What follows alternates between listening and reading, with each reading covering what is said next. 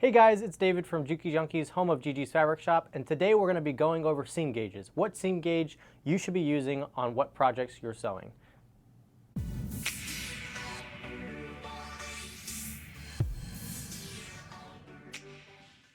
So the three seam gauges we're going to be talking about, number one is the T gauge, number two is the magnetic gauge, the most universal of them all, and number three is the swing gauge, which is also really cool. So stay tuned and let's go over what application you're going to use each seam gauge for.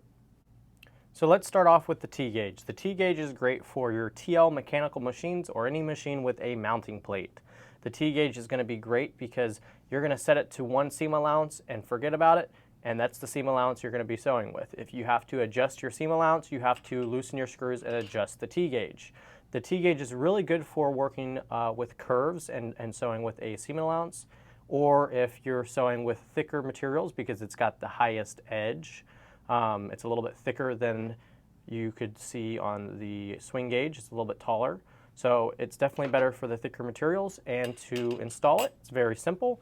All you're going to do is grab those two screws and mount it on the mounting plate on your TL or your J150. And to go ahead and mount it up, you're just going to finger tighten it down like this. And then you're going to snug it down with your T-screw or your flathead. So let's go ahead and do that.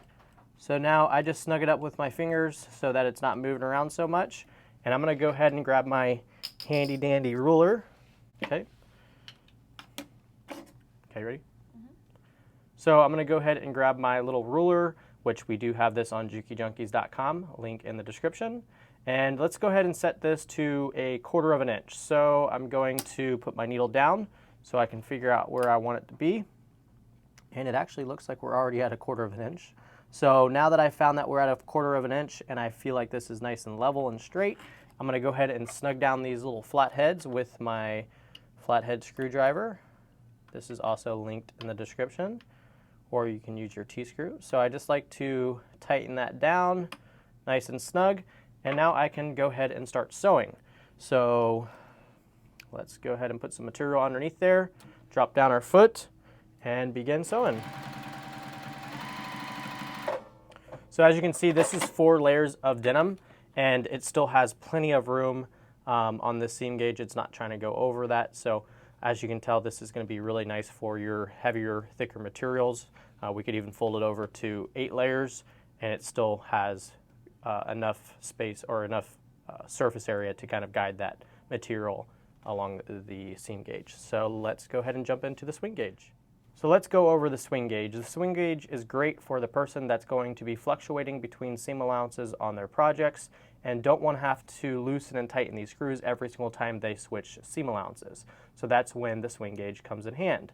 The swing gauge will be mounted on the J150 or the TLs on the mounting plate. This will not work on any of the computerized models. So to adjust this swing gauge, you're going to just loosen this screw, and this is your second seam allowance, and this will be your first seam allowance. So let's kind of show you how that works once you mount it up. So what you're going to do is you're going to put your needle down, grab your little ruler, figure out what seam allowance you want your first seam allowance to be, and this will be your first little stage right here, I like to call it. And we're going to go ahead and set this for 1/2 inch. So we'll put it right there. And like I said, we got to kind of put these screws in finger tight first and then check, because it'll move around as you put these screws in. So let's go ahead and tighten these down.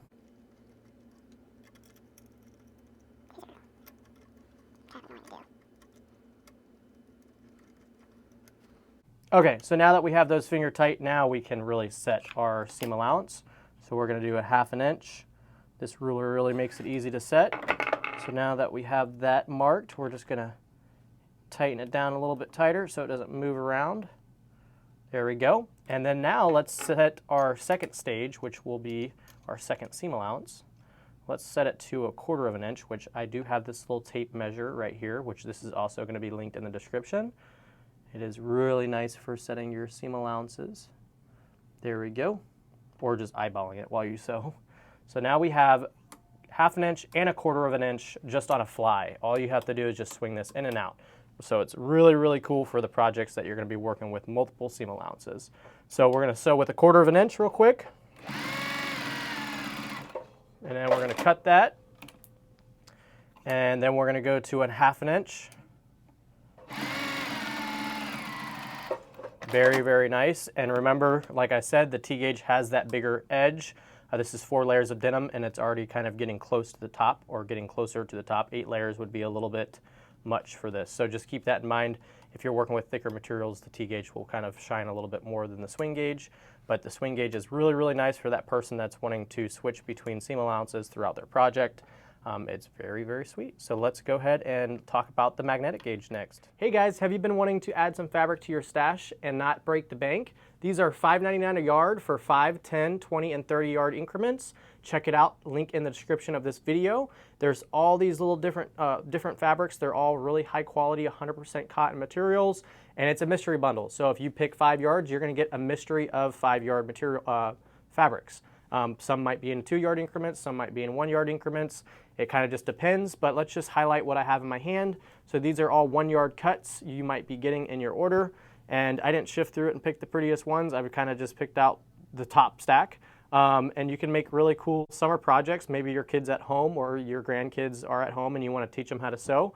Well, use some of these fabrics to sew them up some cool little pencil pouches for the school year that's coming up, or make some pillowcases. They're all really, really pretty fabrics. So now we're going to talk about the magnetic gauge. The magnetic gauge is great because it's very universal. It's going to work on all of your sewing machines, not just the mechanical machines, because it has a magnet on the bottom. You can stick it to any metal surface, and pretty much all sewing machines have a stitch plate that's metal. And yes, it is safe to use on your computerized machine. We get that question all the time. So yes, it's okay to use it on your computerized machine.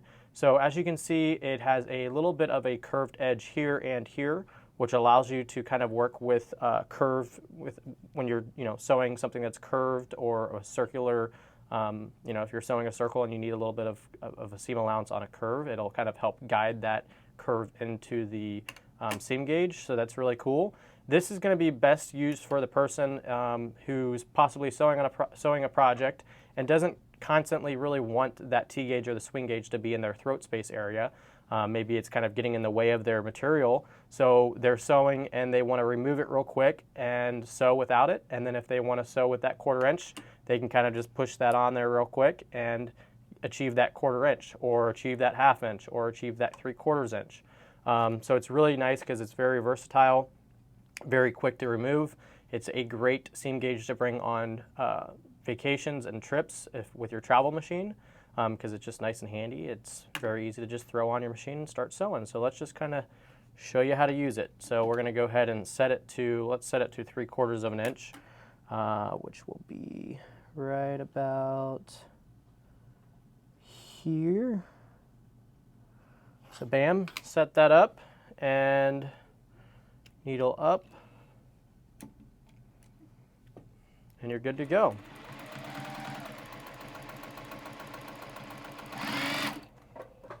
Very simple to use, and bam, let's go ahead and just shift that over to 1/4 inch, or let's go ahead and remove that and sew without it, because I'm sewing material that's going to be going in this throat space area and I don't want that seam gauge to be there.